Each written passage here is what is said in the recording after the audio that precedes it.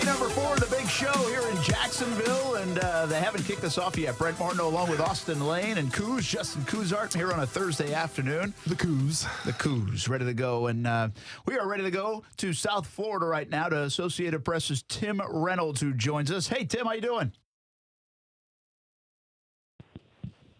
Tim, how you doing? I'm doing great. How are you doing? Good, man. Sorry, I'm working on all these new buttons. I think I was supposed to push go for you to talk, and I didn't. That's what happens with the new show. These are a bunch of new buttons. All right, Bay. Tim, there's a backstory on Tim Reynolds here. I feel like I know Tim, but I really don't know Tim. We have a mutual friend in Rich Becker from the Albany area. So we could sit here and talk Saratoga a little bit. We could talk some Siena hoops. We could talk a lot of things. You probably could give me some dirt on Becker, right? Becker's got no dirt. Yeah, he's dirtless. He's too good of a guy. He's spotless. It's annoying how spotless he is. I got dirt on basically everyone else in the world except Rich Becker. I got nothing on Dr. Becker. All right. Well, he is a fantastic human being, lovely family. But I'm not sure you'd say the same in terms of fantastic human being about Mark Long, who's up here and works for the Associated Press. So I'm sure you have dirt on him. I got no dirt on Mark either. Oh, I know nothing. I know nothing. I'm Sergeant Schultz on this matter. All right, let's talk about what we got you on for anyway, and that's a little South Florida sports and the Miami Hurricanes. How about the way they've rebounded from Mark Richt's departure and Manny Diaz's hiring? That whole thing was a whirlwind for a grand total of about 15 hours. Pretty nice recovery for them, right? It's crazy how the perception has changed about this program in the last 3 weeks. I mean, it really is. I mean, they walked off the field at Yankee Stadium, just got, beat up in every way possible by Wisconsin. A season of great expectation ends 7-6. And then none of us really saw what was coming next. None of us saw the retirement of Mark Richt. None of us saw, Manny Diaz making the abrupt about face out of Temple. And the coaching search that took about an hour. It's been wild, and the staff he's put together has really energized the fan base down here. The Miami fan is a very different animal. Probably not unlike a UCF fan, not unlike a Jags fan, but it's just very different here in that fans here wear their hearts so much on their sleeve, and they can overreact to anything good, anything bad. It was so dire here at the end of December. And now people are they cannot wait for August 31st against the Gators. They really can't. And it's still another 8.5 months to go until that game happens. Hey there, Tim. It's Austin Lane here talking to you. Obviously, some big news around here is Tate Martell transferring from Ohio State, coming to Miami. What are your thoughts on that? Because if you rewind back to December 30th, he was on Twitter. He was, in the interview saying he wasn't worried about Justin Fields coming in, taking his spot. I think one of the quotes was, "I wouldn't leave for someone who hasn't put a single second in the program." What are you kind of gathering from Tate Martell, and what were the reasons why he left? Well, I think he sees just a better opportunity for himself here, and also there's familiarity. He's got real bonds with Brevin Jordan. There's a lot of reasons why it makes sense, but also, keep in mind, let's not mince words here. This is free agency now in college football. It really is. And, I would expect that Miami is going to have more players leave. Nobody knows yet if Tate Martell will be able to play in 2019. I think that's going to be a big question for N'Kosi Perry, a big question for Jaron Williams.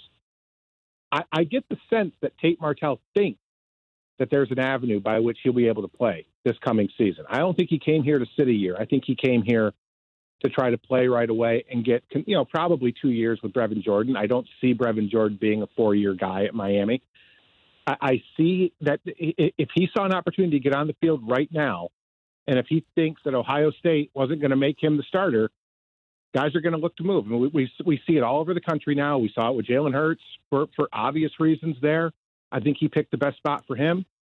Tate Martell, probably a little part of him too, probably wanted a new beginning, and Miami is definitely going to give him that chance. Yeah, it's a great response. Do you think he will get? It sounds like it's as simple as, can he graduate by May, right? I don't think that's it.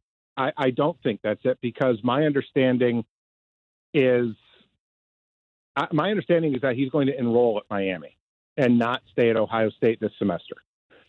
So that would indicate to me that he's not going to graduate in May. So if there's some magic formula of classes where he can get a degree from Miami being here in 4 months, I highly doubt that. I think he'll. I mean, again, and stuff transfers in too, but it just doesn't line up that way. And also keep in mind, he has only been in school for 5 semesters. I know it's different. Kids come out of high school now with like 40 college credits. I get that it's different now. I don't foresee a scenario where he's a grad transfer eligible. I think he would have to go the hardship route. The NCAA, it's very hit or miss on those. And Miami fans will be the first to tell you the NCAA doesn't do a whole lot regularly to help out the Hurricanes. So I would put it at about a 50-50 chance that he gets his waiver, but I don't see any way that he is able to play as a graduate in 19. I think anybody around the country would say if you played for Urban Meyer, hardship should count, especially if he's no longer the coach. There are, but in all seriousness, though, I mean, there is a lot of precedent when there are coaching changes. There are a lot of precedent for that. There's also tons of examples about how that didn't work out for certain guys. Do you think Jalen Hurts would have gone to Miami, or was it always Oklahoma? Your opinion. We have no idea. But once Martell went down there, obviously it looked like then Hurts made his decision to go to Oklahoma, at least how it played out in the public. I think Jalen kind of knew by late Monday what he was going to do. He took his fact-finding missions to Maryland and to Oklahoma. And then, of course, he came to Miami, and it went in that order. He has familiarity, of course, with Mike Loxley, the new coach at Maryland. He has familiarity with Dan Enos, the new offensive coordinator at Miami.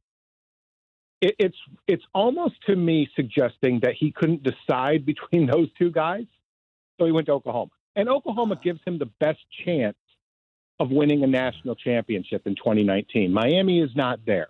Maryland's a long way from there.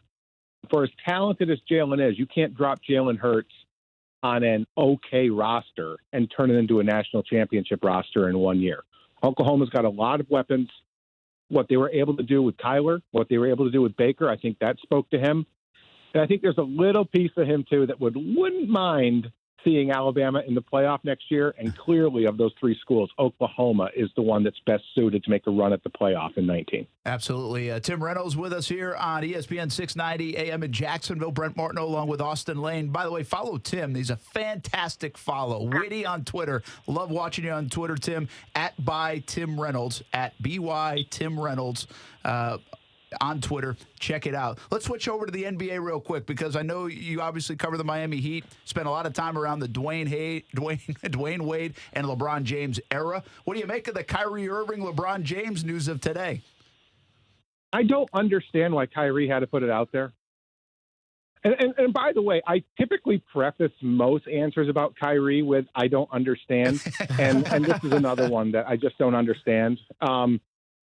I have no doubt that he made the call. I have no doubt that he reached out to LeBron and said, man, I wish I knew more at 23 than I do now at 26 or 27 or whatever it is. Like, everybody gets smarter as they get older. And, there was a disconnect between those guys on some level toward the end in Cleveland. Even in the 16th season when they won it, there was a certain disconnect on some levels between those guys. If you're going to make that call, and acknowledge for the first time that, there were issues, why would you come out and do that? I don't understand that part. Like, we've never known exactly what the LeBron-Kyrie mismatch was. Like, we never knew. Did Kyrie really want his own team? Did he hate being considered, the little brother in this scenario? We've never known for certain. We've all surmised. We've all guessed. A lot of people have opined about it. But we've never actually heard it confirmed, and then Kyrie drops it on us last night as kind of a backhanded apology to the things he said about his own team a couple of nights earlier. I think Kyrie has learned, and I think he's still learning, but I'm just really surprised that he put it out there. Tim, Boston's really underachieving this year. I mean, granted, it's still early in the season. Is there any possibility of Kyrie rejoining LeBron in L.A.? And if that's the case, do you think the Church of Scientology takes him with the very first pick of the Scientology draft? I don't. I'm assuming that one's going to get televised too, since everything else is going to get televised now with the All-Star draft. I don't know for certain what. Look, I've covered this league long enough to know that you never say no, you never say never to anything. You just don't. I don't see Kyrie going to LA. I think he's going to carve his own path. I know he came out and said earlier this year that, hey, if Boston fans, if you still want to have me, I'm going to commit to you guys right now. But that's not binding. It's a verbal, just like it is in college. I still think a team to watch, especially if the Celtics don't go deep this year in the playoffs. I think Boston is probably the front runner, but I think the team to watch is New York. That could truly be his team. You know, Cleveland was LeBron's team, and the Lakers will be LeBron's team for as long as LeBron's there. Boston, it's unusual, guys. It's kind of Boston is Brad Stevens' team. It really kind of is. I don't think even that's viewed as Kyrie's team. I think it's viewed as Brad's team. New York would be his, even with a great player like Porzingis coming back next year, maybe even later this year. I still think Kyrie has a chance to take ownership of a marquee franchise if he goes to New York.